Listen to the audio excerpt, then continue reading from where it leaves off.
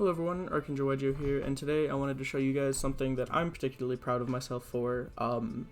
As of yesterday, I went to the Richmond Regional, Sunday, April 30th. It was around between 300 and 400 players, I don't remember exactly. But I ended up getting top 48, which isn't that big of an accomplishment to a lot of people, but my second time going to that specific regional, my third regional ever. It's the second time that I've, like, quote-unquote topped different definitions of what that means, different people, but I'm still proud of it either way. Surprisingly enough, with the same deck. Last time was also with tearlament Kashtira. Since I believe that it's still, really good, I wanted to test with it a lot more. I actually wanted to take a few different decks. It was between Generator and Ricka Plant, but I couldn't really get into the headspace to play Ricka Plant, and I was just kind of burnt out on Generator. So I decided to just play something fun, just have a bit of fun at this regional. Probably drop and do side events later on, but I ended up playing out the entire thing, and I ended up getting top 48. I got 41st overall after 9 rounds of Swiss. My only losses were to 1 Flu, 1 Danger Dark World, and 1 Branded. And I don't feel like there was much I could have done in the first 2 losses against Danger Dark World and Flu Wanderers. It was just kind of a case of opening hands. And then Branded, it was another case of bad opening hands, but I feel like there was still some things I could have done better. Either way, without further ado, let's just get right into it. Starting off with monsters, we have, obviously, 3 Rhino Hearts. I think that this is the best card in the deck. I don't know why people are cutting it. It's so good. It can do so much. It allows you to access the best fusion in the extra deck. Even if it's the only card, it's normal summon, send Tear Cash, mill 2. Like, that's still something. And milling it is really, really good, especially since you can oftentimes end up with dead names in hand. Since all the names are limited now, they can sometimes be dead in hand, except for Sharon, but even she can get bricky sometimes. And then obviously, one of each name. Unfortunately, we can only play one. Just gotta do what you gotta do. I still think the deck is really good, even after the ban list. And I look forward to trying to innovate it within the future.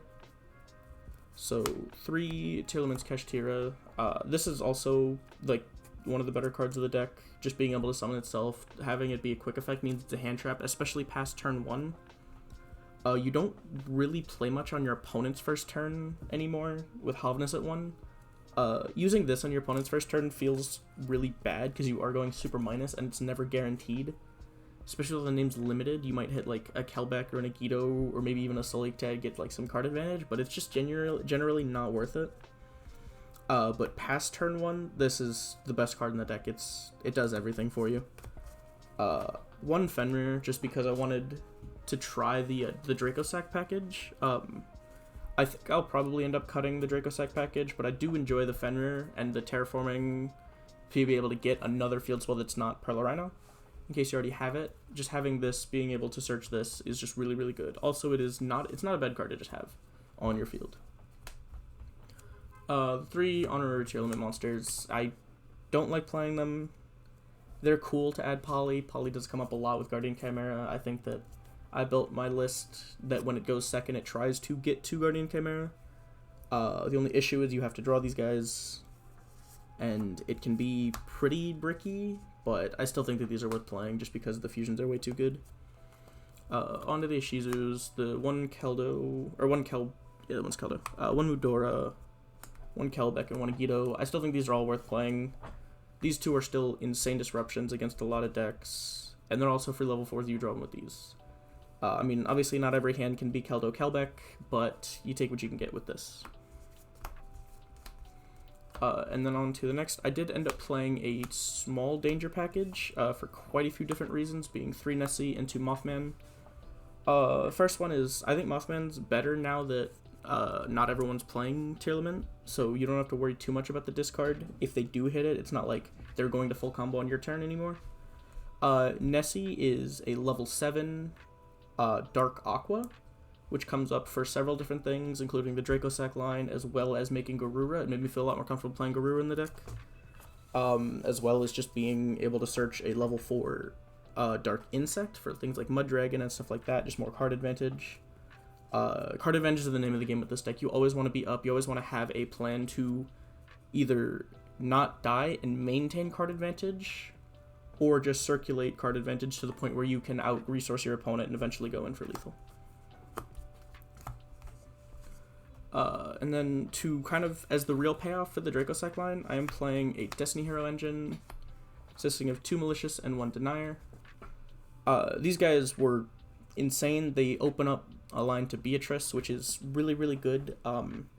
I definitely would play them in the future, even if I do cut the Dracossack package, just because, like, seeing them is really, really good. It means you get access to Beatrice.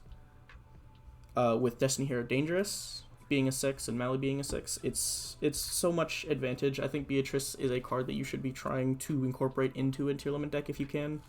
I think that it's 100% worth it and worth playing in the future. And then I was on some main deck Kaijus. We're playing 2 Gameciel and 1 Radian. I was also playing 2 Interrupted Kaiju Slumber, so a total of kind of 5 of these type of Go Second cards. I definitely wanted to play a 6th card in the main deck going forward, just for help with side patterns. I often find myself kind of struggling with the last card to bring out. There's a lot of times where I wanted to bring in 6 cards, and I didn't really think the Kaiju's that impactful, especially against like Danger Dark World. I wanted to bring in Droll and something else I don't exactly remember. No, there's Droll and the 3 Bestials, but I couldn't take out 6 cards because the Kaiju's were only 5 cards, so I had to take out something else. I don't remember exactly which, but it ended up not mattering. I still lost that, unfortunately. Onto the spells. 3 planet. Not even an explanation needed. 1 planet, just another search of terraforming, and then the terraforming. Self-explanatory there. 2 Scream. I definitely want to be on 3 of this moving forward. I think that it's really, really good. The attack debuff comes up so much. People didn't really remember it even after like the entire format. And it came up so much to just be able to beat over things and crash into stuff. And the Mill 3 is always so much advantage. 2 Foolish Burial Goods. I'm on the fence about this, but I do think it is still worth playing. And then 1 Foolish Burial.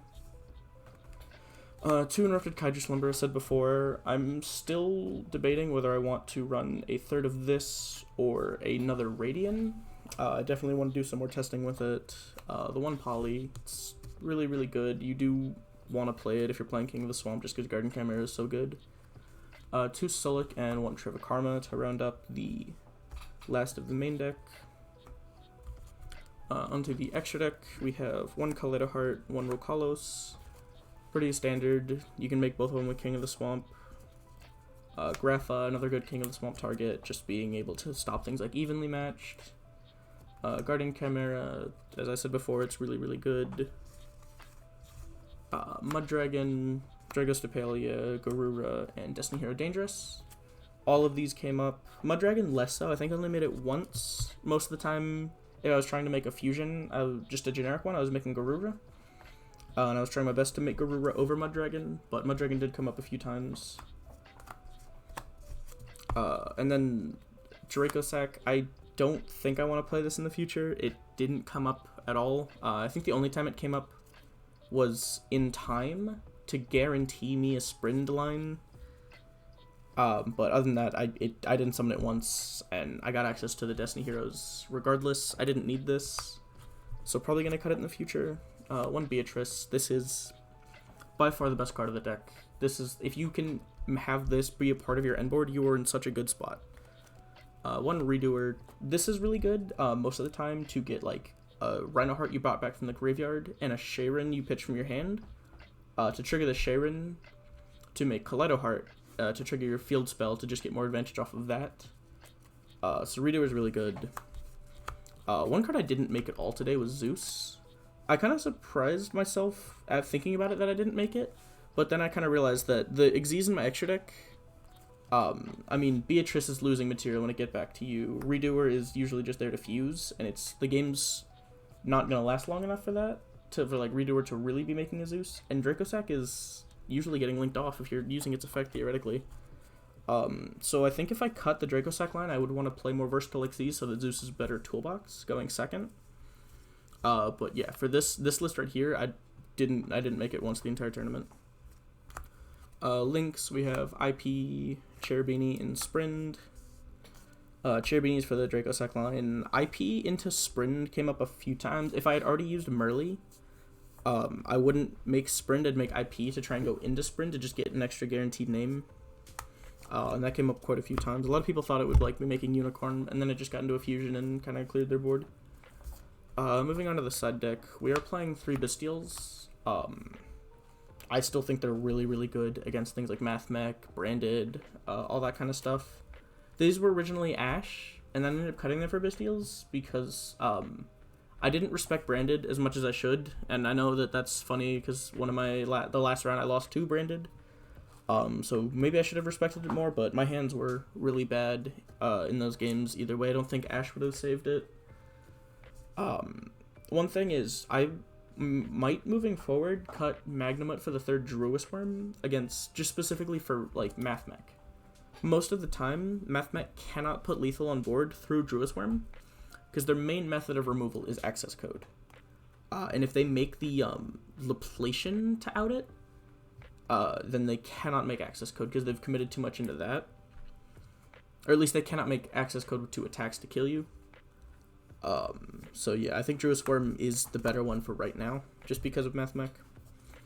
3 Super Poly, this comes in against Despia, a lot of rogue decks, and Kashtira because of Mud Dragon. If you see them try and go for more than just like a Rise Hard Pass, it's really good. And even if they do just go a Rise Hard Pass, any tier name, Super Poly, and a Rise Hard is Mud Dragon, which is really cool.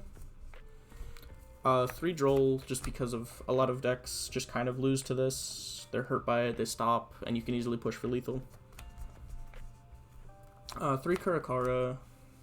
I didn't mess with it too much. I don't think I had the matchups for it, but I think it's still worth testing out going forward.